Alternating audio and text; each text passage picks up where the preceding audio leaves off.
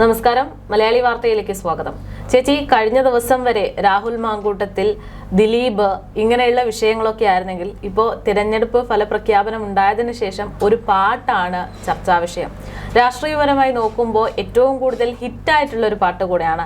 ഓരോ തിരഞ്ഞെടുപ്പ് സമയത്തും വ്യത്യസ്ത തരമായിട്ടുള്ള പാരഡികൾ പുറത്തു വരാറുണ്ട്. പക്ഷേ ഈ തവണ എല്ലാം കൊണ്ടും അനുയോജിച്ചൊരു പാരഡി എന്നുള്ള രീതിയിലാണ് നമ്മൾ ആ പാട്ട് കേൾക്കുന്നത്. അതായത് പോറ്റിയെ കേറ്റിയെ സ്വർണം മൊത്തം മാറ്റി എന്നുള്ള പാട്ട്.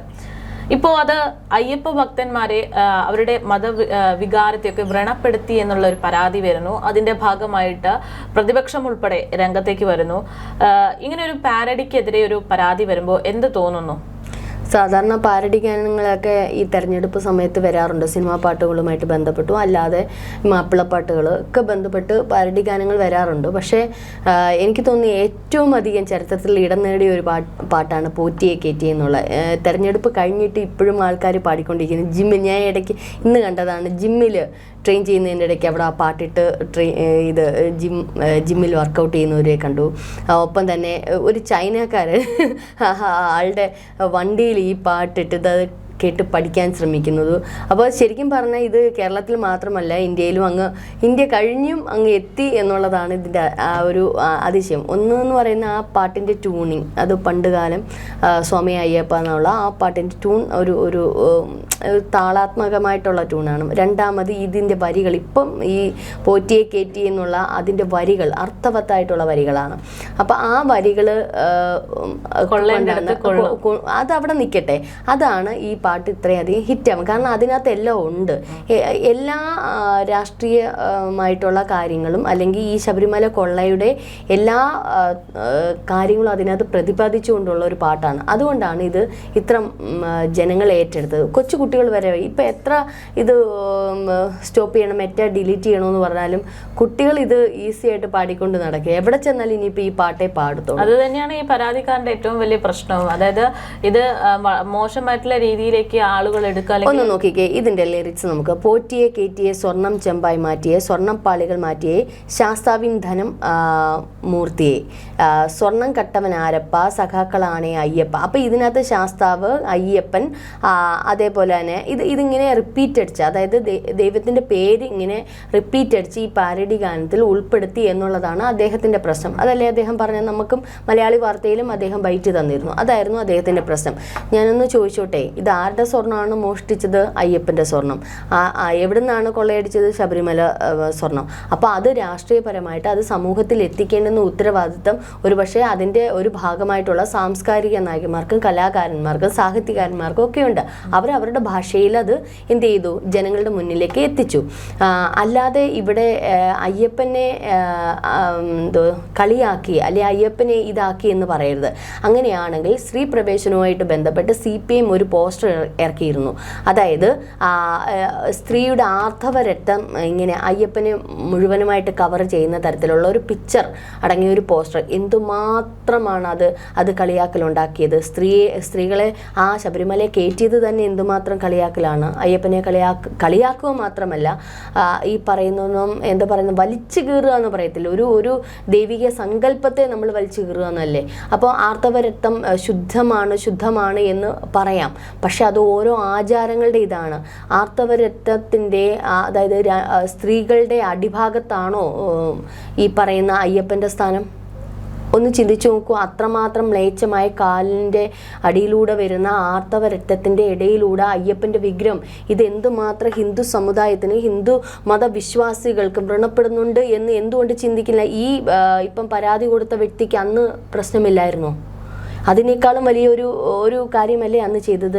അന്ന് എന്തെല്ലാം തരത്തിലുള്ള പോസ്റ്ററുകൾ. ഇപ്പോൾ ആ പോസ്റ്ററുകൾക്ക് വീണ്ടും സോഷ്യൽ മീഡിയ അത് കണ്ടപ്പോൾ എനിക്ക് തന്നെ വല്ലാത്തൊരു വേദന തോന്നി.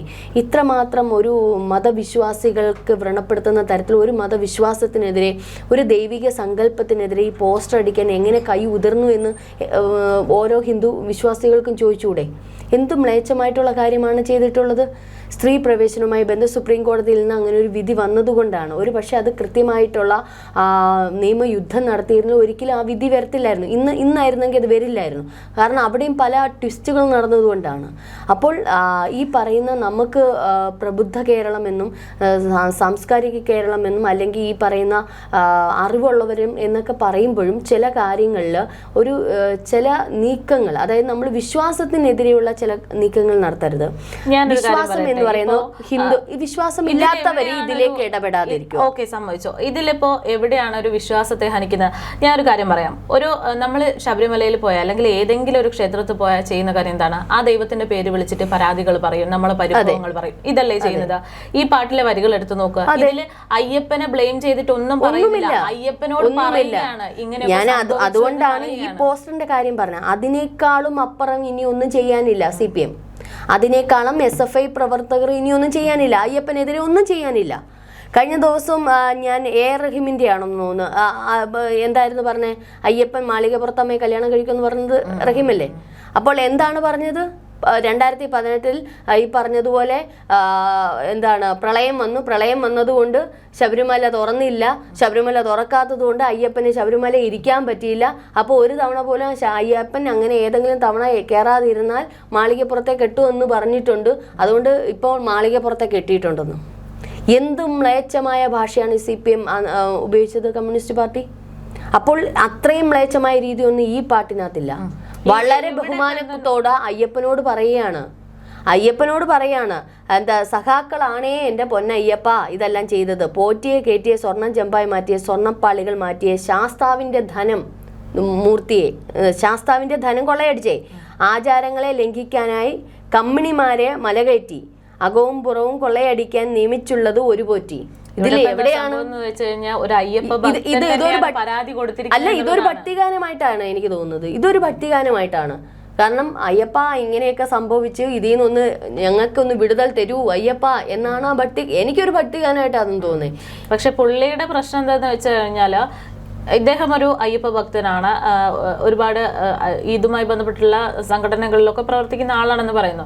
അദ്ദേഹത്തിന്റെ പ്രശ്നം അയ്യപ്പന്റെ പേര് ഉപയോഗിക്കരുത്, അയ്യപ്പ എന്നല്ല പറയുന്നത്, പയ്യപ്പ എന്നാണ് പറയുന്നതെന്നൊക്കെ പറഞ്ഞിട്ടാണ് അദ്ദേഹം അങ്ങനെ പറയുമ്പോൾ കുറച്ച് വർഷങ്ങൾക്ക് മുമ്പ് കലാഭവൻ മണി ഒരു പാരഡി ഗാനം പാടിയത് കേട്ടിട്ടുണ്ടോ?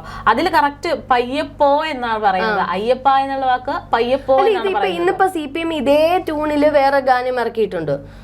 ഈ പറഞ്ഞ UDF-നെതിരായിട്ടുള്ള വേറെ ഗാനം ഇറങ്ങി. എത്ര പാരഡി ഗാനങ്ങൾ ഇപ്പം വരുന്നുണ്ട്.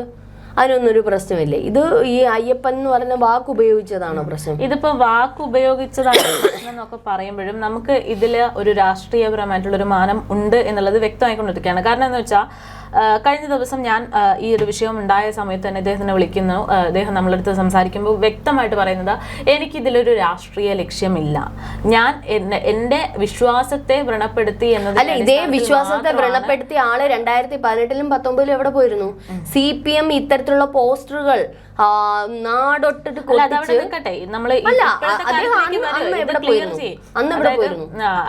അത് നമുക്ക് ചോദിക്കാം. പക്ഷെ ഇപ്പൊ അദ്ദേഹം പറയുന്ന ഒരു കാര്യം, എനിക്ക് വിശ്വാസം മാത്രമാണ് വലുത്. ഇപ്പോ അയ്യപ്പനെ അപമാനിക്കുന്ന തരത്തിലൊരു പാട്ടുണ്ടാക്കി എന്നതിനേക്കാൾ പ്രശ്നം എന്താണെന്ന് വെച്ചാൽ ഈ വിഷയം ലോകം മൊത്തം അറിഞ്ഞു എന്നുള്ളതാണ്. ലോക്സഭയിൽ നിന്നാണ് ഇതിന്റെ ഒരു തുടക്കം. അതായത് എന്റെയും സംശയം ഇതായിരുന്നു. അതായത് ഈ പാട്ട് കേൾക്കാൻ തുടങ്ങിയത് എപ്പോഴാണ്? തെരഞ്ഞെടുപ്പ് പ്രചാരണ സമയത്താണ്. ഒരുപക്ഷെ മതവികാരത്തെ വ്രണപ്പെടുത്തി എന്നായിരുന്നുവെങ്കിൽ അവർക്ക് ആ സമയത്ത് പരാതി കൊടുത്തില്ല. ഇത് മാധ്യമങ്ങൾ വാർത്തയാക്കി അവരെ ഏറ്റവും കൂടുതൽ സ്വീകരിച്ചിരിക്കുന്ന സമയത്ത് പെട്ടെന്നൊരു പരാതി വരുന്നു എന്ന് പറയുമ്പോൾ അതിന് പിന്നിൽ ചില രാഷ്ട്രീയ ലക്ഷ്യങ്ങൾ. അല്ല, അത് പറയാനുള്ള കാരണം വെച്ചാൽ ഇദ്ദേഹം പറയുന്നത് ഇദ്ദേഹത്തിന് ഒരു രാഷ്ട്രീയമില്ല, രാഷ്ട്രീയപരമായിട്ടുള്ള ഒരു കാര്യങ്ങൾക്കും തനിക്ക് ഇതുമായിട്ട് അറിയത്തില്ല. പക്ഷേ ഈ പാരഡി എന്ന് പറയുന്നത് അയ്യപ്പനെ അപമാനിച്ചു എന്നുള്ളതാണ്. പക്ഷേ അവിടെയാണ് ട്വിസ്റ്റ്. അതായത് അവിടെ നിന്ന് ഇങ്ങോട്ട് ഇദ്ദേഹത്തിന്റെ ചരിത്രം എടുത്ത് നോക്കുമ്പോൾ CPM-ഉമായിട്ട് ബന്ധമുണ്ട്, BJP ആയിട്ട് ബന്ധമുള്ള ഒരു വ്യക്തിയാണ് ഈ പരാതി നൽകിയിരിക്കുന്നത് എന്നുള്ളതാണ്. അതായത് ഇദ്ദേഹത്തിന്റെ സഹോദരൻ സ്ഥാനാർത്ഥിയായിരുന്നു, പരാജയപ്പെട്ടു. ആദ്യം സ്വതന്ത്രനായിട്ട് മത്സരിക്കുന്നു, പിന്നീട് CPM-നൊപ്പം മത്സരിക്കുന്നു. പക്ഷേ എങ്ങനെയാണെങ്കിലും പരാജയപ്പെട്ടു. അപ്പൊ അവിടെ പറയുന്നത് CPM കാരനാണ് ഇവർ മൊത്തത്തിൽ എന്നുള്ളതാണ്. അപ്പോ ഇപ്പം പ്രതിപക്ഷ നേതാവ് അടക്കം പറയുന്നത് അതൊരു പക്ഷേ അത്തരത്തിൽ രാഷ്ട്രീയപരമായിട്ട് ചില ഒരു ഫോഴ്സ് കിട്ടിക്കാണും. ഒരു ഇങ്ങനെ പരാതി കൊടുത്തു കഴിഞ്ഞാൽ മുന്നോട്ടേക്ക് പോകാം എന്നുള്ളൊരു നിർദ്ദേശം കിട്ടിക്കാണും. അപ്പോൾ തന്നെ തുടക്കത്തിൽ നമ്മളടുത്ത് പറയുന്നത് എന്താണ്, രാഷ്ട്രീയമില്ല എന്ന്. പക്ഷെ ഇദ്ദേഹത്തിന്റെ ചരിത്രം എടുത്ത് നോക്കുമ്പോൾ അവിടെ രാഷ്ട്രീയമുണ്ട്. അതാണ് ഏറ്റവും മാത്രമല്ല ഇപ്പൊ മേഘ പറഞ്ഞതുപോലെ ഇത് തെരഞ്ഞെടുപ്പിന് ശേഷം, അതായത് UDFന്റെ ജയം വന്നതിന് ശേഷമാണ് ഈ ഒരു ഇത് വലിയൊരു ഹിന്ദു മതത്തെ വ്രണപ്പെടുത്തുന്നു എന്നൊക്കെ തരത്തിലുള്ള ഇത് പരാമർശങ്ങളൊക്കെ വന്നത്. അത് അധികം ആൾക്കാരൊന്നുമില്ല കമ്മ്യൂണിസ്റ്റ് പാർട്ടി, അതായത് ഒരു വിശ്വാസവും ഇല്ലാത്ത കമ്മ്യൂണിസ്റ്റ് പാർട്ടിക്കാരുടെ സൈബർ ഇടങ്ങളിൽ നിന്നാണ് ഇത്തരത്തിലുള്ള വലിയ വലിയ കാര്യങ്ങൾ വരുന്നത്. CPMലെ പ്രധാനപ്പെട്ട നേതാക്കന്മാരാണ് ഇത് അയ്യപ്പനെ ഇതാക്കിയെന്നും പറഞ്ഞുകൊണ്ടുള്ള കാര്യങ്ങൾ ഇന്ന് ശിവൻകുട്ടി അടക്കം പറയുന്നു കേട്ടു. അപ്പൊ ഇവർക്കില്ലാത്ത വിശ്വാസം, ഹിന്ദുമത വിശ്വാസികൾക്കില്ലാത്ത പ്രശ്നമൊന്നും വിശ്വാസമില്ലാത്തവരത് നോക്കേണ്ടുന്ന കാര്യമില്ല. ഇവർക്ക് വിശ്വാസമില്ലല്ലോ. ഇവർക്ക് സ്ത്രീകളെ കയറ്റാം, ഇവർക്ക് അവിടുത്തെ ആചാരങ്ങൾ ലംഘിക്കാം, ഇവർക്ക് മറ്റേ അയ്യപ്പനെ ആർത്തവരട്ടം കൊണ്ട് മൂടാം, ഇതെല്ലാം അവർക്ക് ചെയ്യാം. അവർക്ക് മതവിശ്വാസങ്ങളിലോ അവർക്ക് ഈ പറയുന്ന ആചാരങ്ങളിലോ അനുഷ്ഠാനങ്ങളിലോ വിശ്വാസമില്ലെങ്കിൽ അവരെന്തിനാണ് ഇതിനകത്ത് കയ്യേറുന്നത്? അവർക്ക് എന്തിനാണ് ഇത്ര സങ്കടം? യഥാർത്ഥ ഹിന്ദുമത വിശ്വാസികൾക്കില്ലാത്ത സങ്കടമൊന്നും ഈ പറയുന്ന കമ്മ്യൂണിസ്റ്റ് പാർട്ടിക്കാർക്ക് ഉണ്ടാവേണ്ട കാര്യമില്ല. ഒന്ന് ചിന്തിച്ചു നോക്കൂ, അന്ന് സ്ത്രീ പ്രവേശനവുമായി ബന്ധപ്പെട്ട് എന്തുമാത്രമാണ് അയ്യപ്പന്റെ ആ ഒരു പോസ്റ്റ്, ഞാനത് കണ്ട് എനിക്ക് സത്യം പറഞ്ഞ വേദന തോന്നി. അതുപോലെ എത്രയെത്ര പോസ്റ്ററുകൾ, എത്രയെത്ര വാചകങ്ങൾ, എത്രയെത്ര പ്രസംഗങ്ങൾ ഇത് ഈ അയ്യപ്പ ശബരിമലയുമായും എതിരായിട്ട് അവർ സംസാരിച്ചിട്ടുണ്ട്. ഇപ്പോൾ ഇവർക്ക് എന്താണ് ഇത്രമാത്രം സ്നേഹം? ഒരു ആഗോള അയ്യപ്പ സംഗമം നടത്തിയതിന്റെ ഇത് ഇപ്പോഴും അവർക്ക് വിട്ടുമാറിയിട്ടില്ല. ഇനി ഇവര് ഇത്തരത്തിൽ ദ്രോഹിക്കാൻ പോയാൽ അവർക്ക് മിത്തായിരിക്കും, ദൈവം എന്ന് പറയുന്ന ഒരു മിത്തായിരിക്കും. പക്ഷെ മിത്തല്ലാത്ത ചില പ്രപഞ്ച ശക്തികൾ ഇനിയും ഇവർക്കെതിരെ തന്നെ തിരിയും. ഈ പറയുന്നത് ഒരു കമ്മ്യൂണിസ്റ്റ് പാർട്ടി അവസാനത്തെ മുഖ്യമന്ത്രി പിണറായി വിജയനായിട്ട് മാറും കേരളത്തിൽ.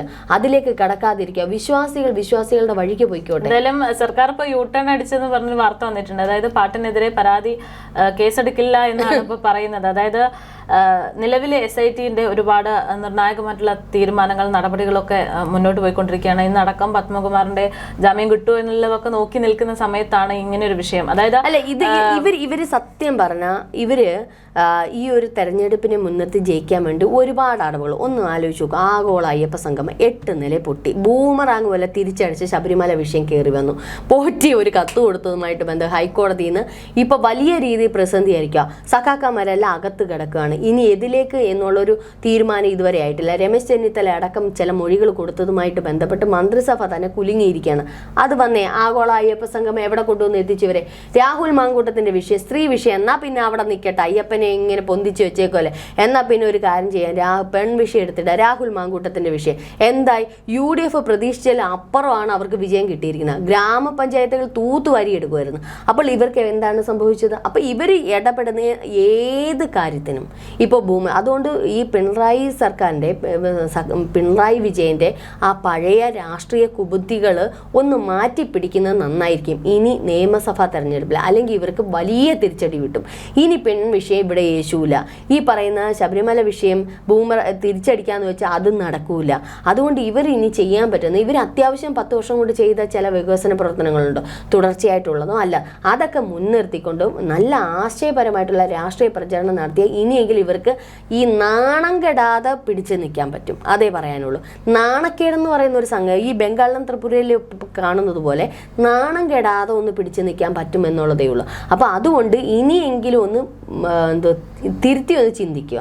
ഇത്തവണത്തെ തോൽവി അവർ ജയമാക്കാൻ ശ്രമിക്കുക. അവർക്കൊന്നും പറ്റിയിട്ടില്ല, ക്ഷതങ്ങൾ പറ്റിയിട്ടില്ല എന്നുള്ള രീതി, ക്ഷതങ്ങൾ പറ്റി എന്നുള്ള വിലയിരുത്തൽ മനസ്സിലാക്കി ഇനിയെങ്കിലും ഇതൊന്ന് മാറ്റിപ്പിടിച്ചിട്ട് അനാവശ്യമായിട്ട്, കാരണം UDF ഒരു പ്രതിപക്ഷം മാത്രമാണ്, BJP മറുഭാഗത്ത് നിൽക്കുന്നു, അവർക്ക് അഴിമതിയോ അവർക്കുള്ള മറ്റുള്ള ആരോപണങ്ങളോ യേശുവില്ല. കാരണം അവരല്ല ഭരിക്കുന്നത്, ഭരണത്തിനെതിരെയാണ് എപ്പോഴും ആരോപണങ്ങൾ വരുന്നത്. അത് മനസ്സിലാക്കിക്കൊണ്ട് അതിനെ രാഷ്ട്രീയപരമായിട്ട് അവർ പറയുന്നതിന് എതിരെ അതെന്താണ് ഇപ്പോൾ ഒരു സംഗതി വന്നു. ഇപ്പോൾ ശബരിമല വിഷയം പിണറായി വിജയൻ എന്താണ് സംസാരിച്ചിട്ടുള്ളത്? ME ഗോവിന്ദൻ എന്താണ് പത്മകുമാറിന്റെ അടക്കം വിഷയം വന്നപ്പോൾ എന്താ പറഞ്ഞത്? അതിനകത്ത് കടന്ന് CPM ഭരിക്കുന്നില്ലല്ലോ എന്ന്. എന്തൊരു വിഡ്ഢിത്തരാണ് ഈ മനുഷ്യൻ. ഇങ്ങനെ ആര് CPMന്റെ സംസ്ഥാന സെക്രട്ടറി ആക്കുന്നതെന്ന് പറയുന്നത് അത്രയും താത്വിക അവലോകനത്തിന് ഏറ്റവും വലിയ മണ്ടത്തരത്തിലുള്ള വിഷയങ്ങളാണ്. ഇനിയെങ്കിലും ഒന്ന് മാറ്റി പിടിക്കുന്നത് നന്നായിരിക്കും. ഈ പറയുന്നത് പോലെ ഇപ്പോൾ ശബരിമല വിഷയം വന്നപ്പോൾ ശ്രീ പിണറായി വിജയനും അതേപോലെ തന്നെ ME ഗോവിന്ദനും കൃത്യമായിട്ടുള്ള ഒരു താത്വിക അവലോകനം നടത്താമായിരുന്നു. പക്ഷെ അത് നടത്താതെ സ്വന്തം സഖാക്കന്മാരെ ഇങ്ങ് പ്രൊട്ടക്റ്റ് ചെയ്തുകൊണ്ടുള്ള സംസാരമാണ് ഏറ്റവും അധികം ജനം വെറുപ്പിച്ചത്. ആദ്യം മുതൽ ഇതിനകത്തുള്ള കൃത്യമായിട്ടുള്ള നല്ലത് നടത്തിയിട്ട് ഇതിനകത്ത് പെട്ടവരെയൊക്കെ അവർ മാറ്റിയിരുന്നെങ്കിൽ ഒരു പരിധിവരെ അവർക്ക് പിടിച്ചു നിൽക്കാമായിരുന്നു. രണ്ടാമത് ഈ പറയുന്ന മാസപ്പടിയാൻ ലാവ്ലിൻ കേസ് കൃത്യമായിട്ടുള്ള രീതിയിൽ അതിനെ ഫൈറ്റ് ചെയ്യുമായിരുന്നു. സ്വന്തം വികസന പ്രവർത്തനങ്ങളെടുത്ത് ജനങ്ങളുടെ മുന്നിലേക്ക് ഇട്ടുകൊടുക്കാൻ. ക്ഷേമ പെൻഷൻ അവസാനം തെരഞ്ഞെടുപ്പ് കണ്ടപ്പോൾ മണിയാശാൻ എന്താണ് തട്ടിവിട്ടത്?